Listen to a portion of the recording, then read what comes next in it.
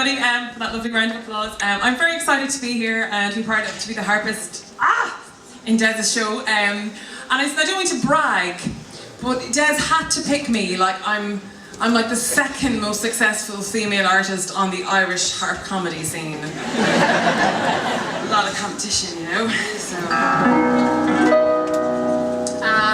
this is a big year for me, 2012. This is the year I turned 30. And yeah, it's a bit of a milestone, isn't it, 30? And a lot of people worry about getting older, but some people find it funny. But I'm actually pretty philosophical about it, you know? And I've actually written a little song about it, which I'd like to do for you now.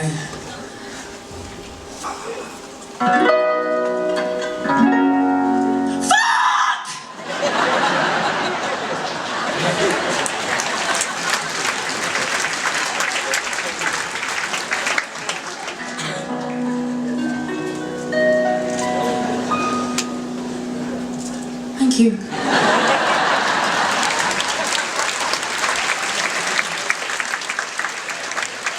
Yeah, 30. I guess what happened when I turned 30, I had a bit of a freak out, and I was reflecting on how far I progressed in my life since the last big milestone, which I suppose was my 21st. So just to give you an idea, on my 21st birthday, I was in a long-term relationship. And I just finished a degree in psychology, and I was about to head off to New York for the summer.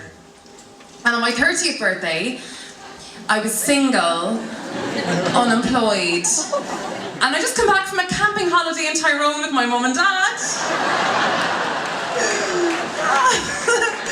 Thanks. So can I have a cheer from all the single people here? Interesting. If you don't mind me saying, you guys sound kind of lonely. Because do you ever think that the single has a real kind of a lonely ring to it? Like, if it was a song, it'd be like, you know, single. You know, as opposed to like, in a relationship, which I think sounds really happy. Like, if that was a song, I'd be like, in a relationship. Woo! Anyway, that was just a thought of mine. But like, so I'm single, and a friend of mine who's in a relationship, she decided to give me some relationship advice. I didn't ask for it, but she decided to give it to me anyway. And she said, Christiane, I think you're a bit picky. And he just said, yeah. You don't even know me. But the thing is, she does have a point, or no, she doesn't have it, sorry. Clearly the subtext of that statement is, I think you're overestimating yourself. And then she went on to say, the problem is, you're attracted to conventionally good-looking men. And what was I supposed to say? No, I want to meet a balding midget with hooves! So anyway, the harp is a very beautiful instrument. It's a kind of instrument you...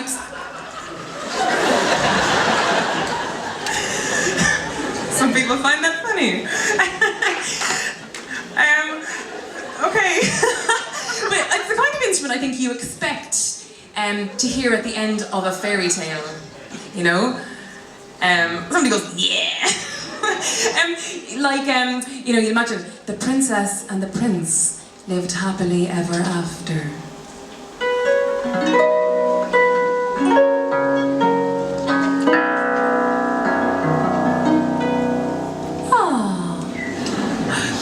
Oh, but maybe they don't live happily ever after. Maybe the prince dies and the princess has to spend the rest of her life on her own, in which case you need a slightly more melancholic ending.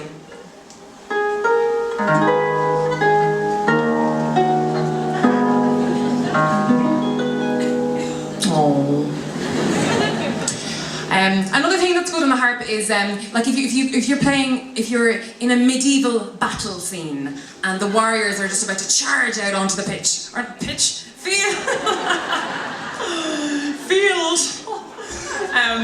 you can have this like.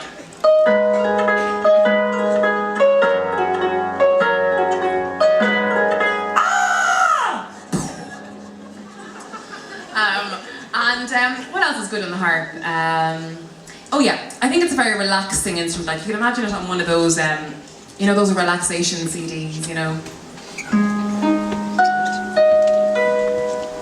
Relax. Close your eyes. You're on a sandy, white beach. The sea. Whoosh. Dolphins.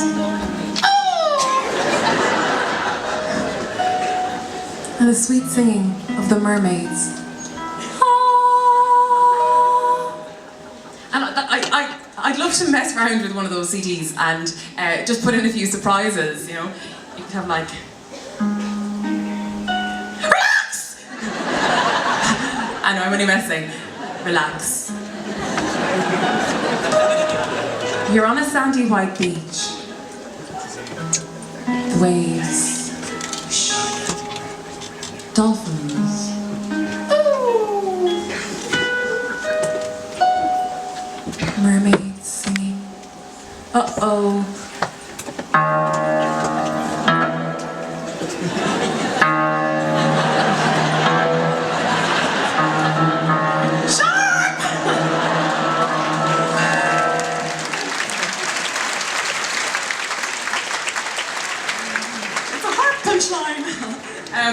And one thing the harp is not good for, right, is expressing anger.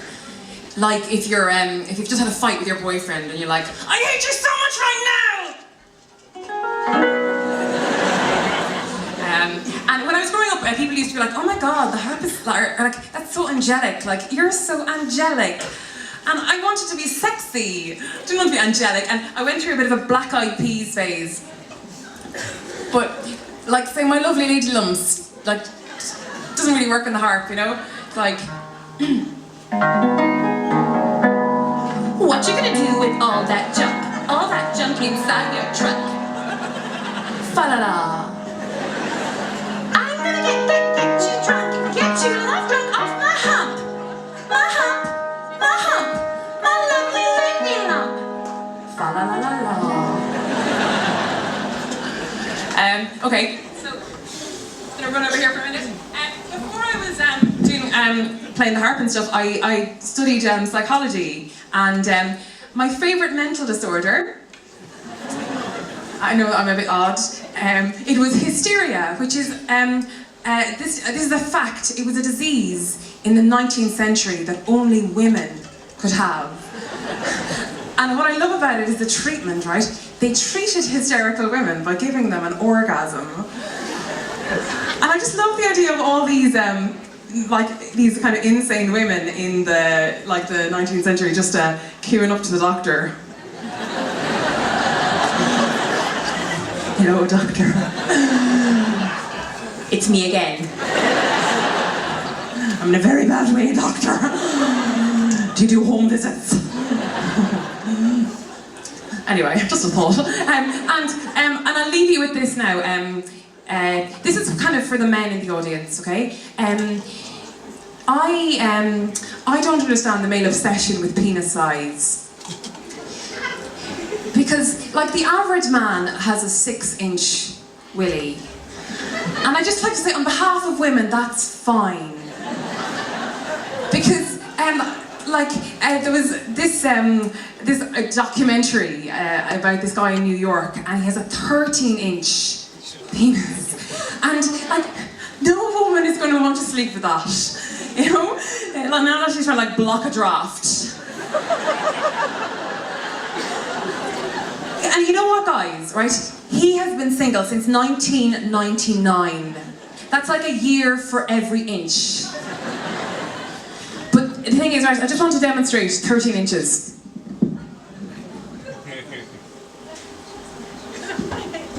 Look. Am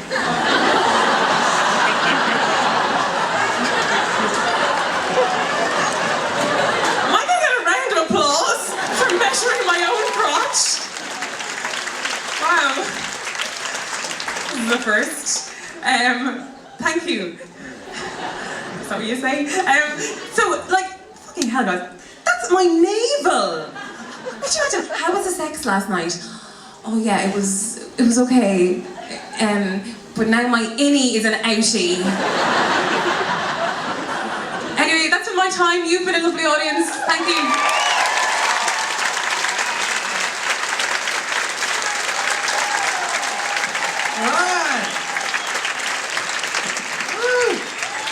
Christiane getting dirty in that lovely, innocent Irish way.